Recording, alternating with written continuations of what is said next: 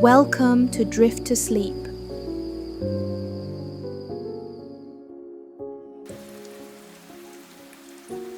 Tonight, we'll leave the day behind and drift somewhere peaceful together.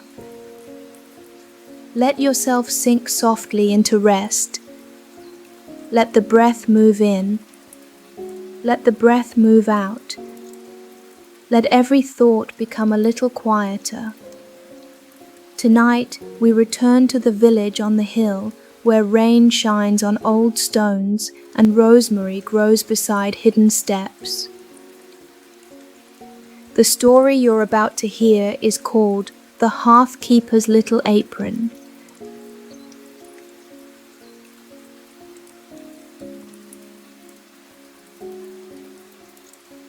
There will be tiny kettles, there will be warm bread, there will be small useful work done slowly and gladly, and when the night comes, there will be a little gift glowing under a pillow. So rest now. The door is opening gently. The morning after Leora found the door beneath the rosemary steps, she woke to sunshine. For a few moments, she lay still beneath her quilt, listening to the village begin its day. A cart rolled over stones outside. Someone called good morning across the lane. A kettle lid rattled downstairs in the mending shop. Then Leora remembered the rosemary door, Tobin with his chestnut leaf cap, Mistress Vella knitting by the common hearth, the warm village beneath the orchard wall, the amber button. She sat up quickly and looked at her bedside table. The amber button was still there. It rested beside the pressed fern and the smooth white pebble, glowing faintly in the morning light. So it had not been a dream. Leora picked it up and held it in both hands. It was warm, not hot, not strange, just comfortably warm, like a cup that had recently held tea. Downstairs, her aunt was opening the shutters of the mending shop. "Leora," she called, "breakfast in a moment." Leora slipped the amber button into her pocket and dressed quickly. The shop smelled of toast, tea, and lavender starch. Her aunt had set out bread, butter, plum jam, and 2 boiled eggs in little blue cups. "You look bright this morning," her aunt said. "I slept well." "I did too," said her aunt, "strangely well. I kept smelling rosemary in my dreams." Leora smiled into her teacup. All through breakfast, she thought of Emberley Underwall. She wanted to return at once. But secret places, Mistress Vella had said, must be entered slowly. So Leora helped in the shop. She sorted buttons into tins. She matched thread to cloth. She brushed lint from a black coat. She carried finished mending to Mrs. Vale, who lived near the well. Yet even as she worked, her thoughts kept drifting uphill. At midday, clouds gathered. By early afternoon, rain began to fall. Soft rain. The kind that makes windows cozy and streets shine. Leora stood by the shop door and breathed in. Damp stone, smoke, rosemary from far up the hill. The amber button warmed in her pocket. Her aunt looked up from hemming a skirt. "Would you like to walk before supper?" Leora tried not to seem too eager. "Yes, please." "Take the brown shawl and mind the wet steps." "I will." She put on her shawl, tucked the amber button safely into her pocket, and stepped out into the rainy lane. The village was quiet in the rain. People had gone indoors. Doors were closed. Window panes glowed softly. Water ran along the edges of the lane in little silver streams. Leora walked uphill. She passed the baker's shop, where the windows were fogged with warmth. She passed the old man near the well, who was sitting just inside his open doorway with a blanket over his knees. He raised a hand. Leora waved back. The amber button pulsed once in her pocket. At the top of the village, the rosemary steps waited. Rain jeweled every needle of the rosemary bushes. The scent rose fresh and strong. Leora knelt beside the wall. At first there was nothing, only moss, stone, rain, rosemary. She waited. She made her breathing slow. She listened for smaller things. A drop falling from one leaf to another, a worm moving beneath wet soil, the faint tick of rain against the old wall. Then she heard it. Ting! A tiny bell. The small door appeared behind a rosemary branch. Its amber window glowed. Leora smiled. "Good afternoon," she whispered. The door opened.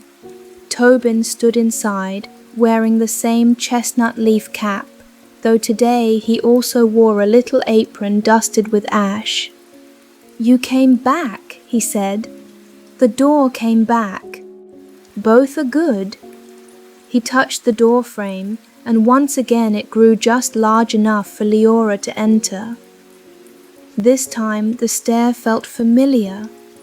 The root walls, the acorn lamps, the warm smell rising from below. As she descended, the rainy village above faded into a hush.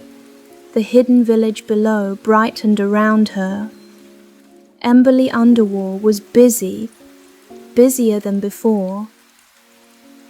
Tiny hearth-keepers hurried through the lanes carrying baskets, bottles, folded cloths, and covered bowls. Smoke curled from chimneys. Lamps were being lit early because of the rainy sky. Tobin handed Leora a small apron.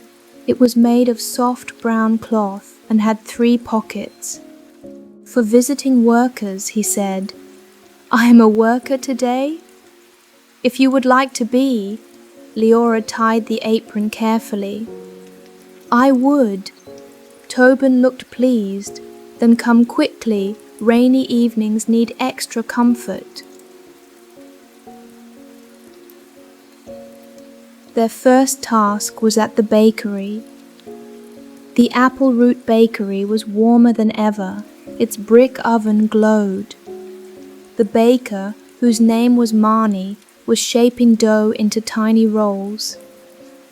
"Good," she said when she saw Leora. "Tall hands, useful hands." Leora washed them in a little basin that seemed small until she touched it. Then it became just right. Marnie showed her how to brush honey water over the rolls.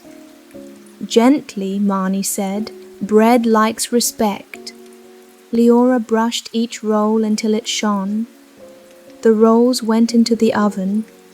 When they came out, they smelled of apples, oats, and brown sugar. Next, Tobin took her to the candle shop. The candle maker had sleepy blue candles lined up on the counter. "Rain can make some hearts feel grey," he said. "Blue candles help the grey become soft instead of heavy." Leora helped wrap the candles in twists of paper made from dried lily leaves. She tied each one with thread. Slowly, carefully, with small bows. After that, they visited the lamplight spring. The golden light bubbled softly from its snail shell fountain. Hearth-keepers filled little jars from it and carried them through the village. "What are these for?" Leora asked. "Window corners," Tobin said. "Dark corners become kinder with a little lamplight." Leora filled 3 jars. The light felt weightless. Then came the chimney chamber. This time, many hearth-keepers were already there, feeding ember trays with herbs, wood shavings, orange peel, lavender, and rosemary. Mistress Vella stood near the center, wearing her red shawl. "Ah," she said, "our above-wall helper has returned." Leora curtsied. "I would like to help, if I may." "You may," said Vella. "Today we prepare a comfort drift." Leora remembered the kind thoughts rising through chimney openings. "What is a comfort drift?" Vella handed her a basket of tiny cloth squares. "People above have had a rainy week, nothing terrible, nothing dramatic, but damp socks, delayed errands, tired knees, small worries. These gather. So tonight, we send up a little extra warmth." The cloth squares were soft and smelled faintly of cedar. Each one had a word stitched onto it. Patience, rest, home, tea, enough, gentle, sleep. Leora's task was to fold each square and place it beside an ember tray. At each tray, she thought of someone above. For the baker, rest. For her aunt, enough. For the old man near the well, warmth, though there was no square for warmth, so she chose home. For the cat in the window, sleep. The hearth-keepers worked beside her. No one rushed. The chamber filled with fragrant smoke and golden threads of light. The threads rose through the openings in the ceiling, carrying comfort into the rainy village above.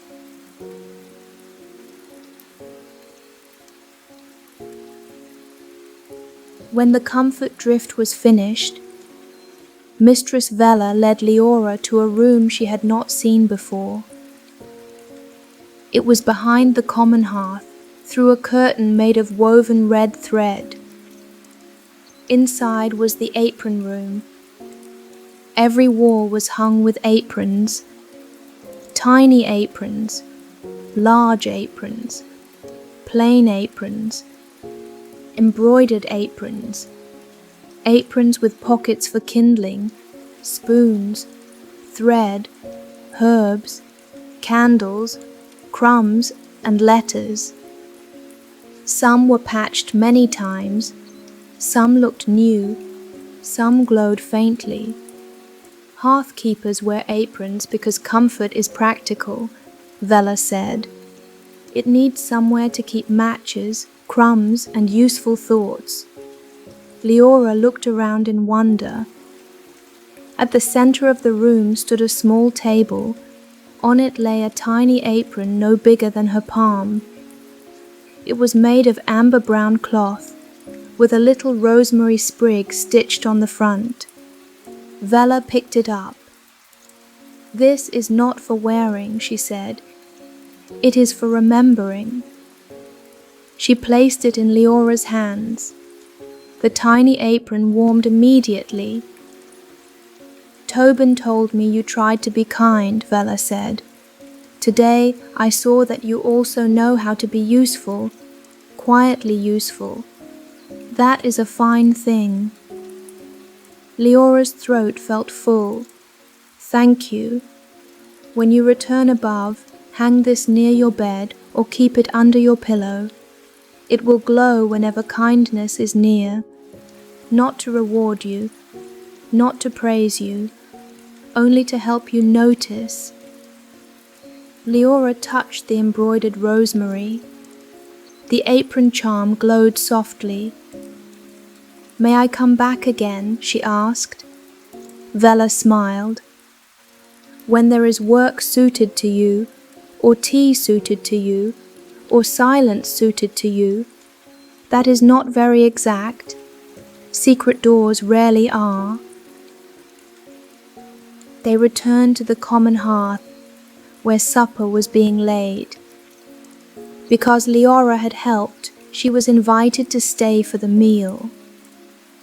There was soup in a copper pot. There were honey rolls from the bakery. There were roasted chestnuts, apple slices, and little cups of rosemary tea. Everyone sat close around the hearth. Rain whispered somewhere above the roots.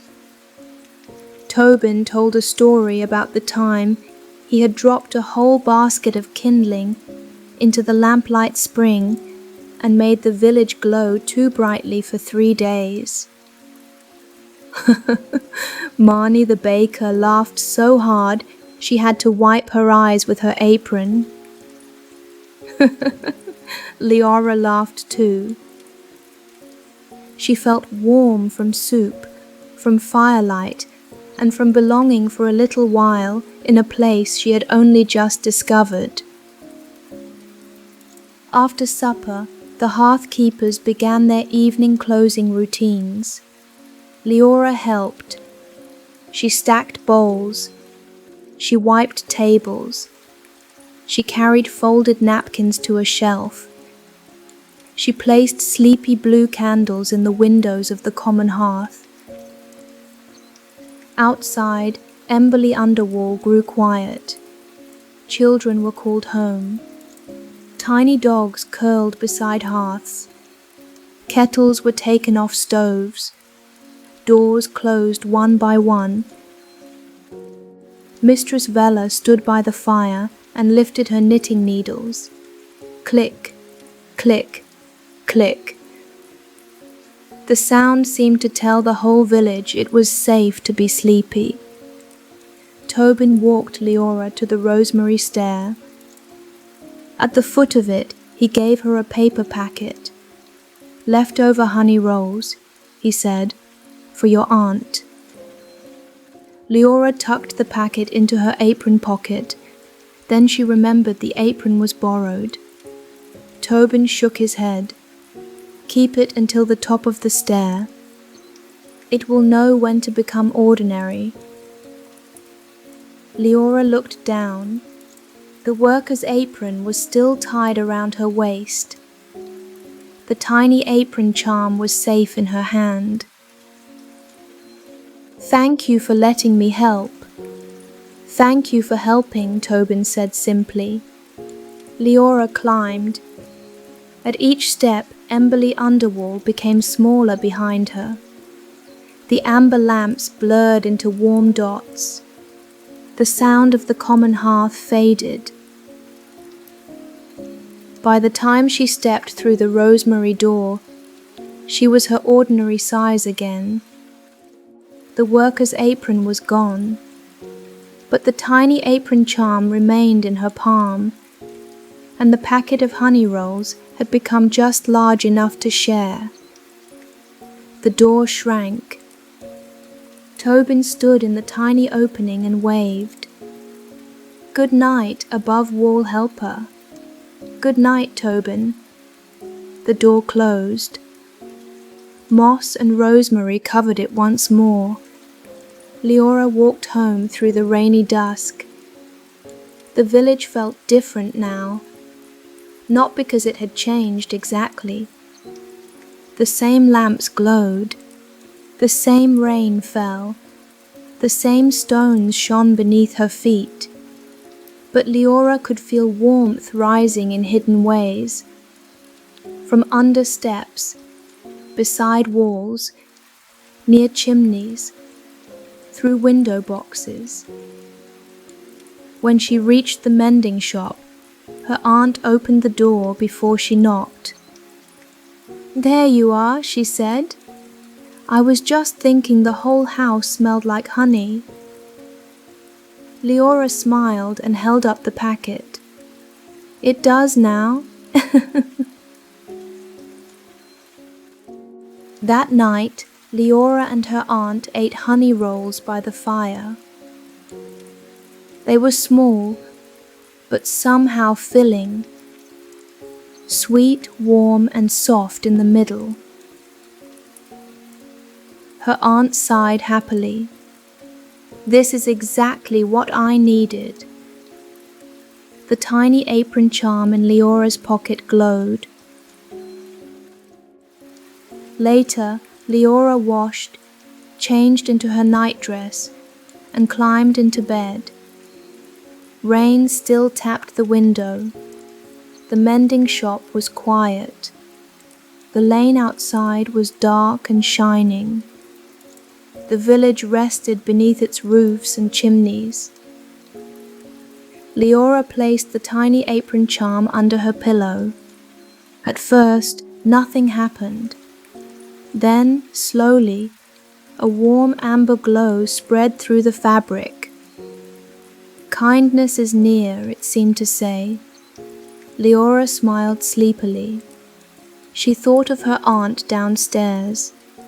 She thought of Tobin stacking kindling. She thought of Mistress Vella knitting by the common hearth. She thought of all the little cloth squares rising as comfort through the rain.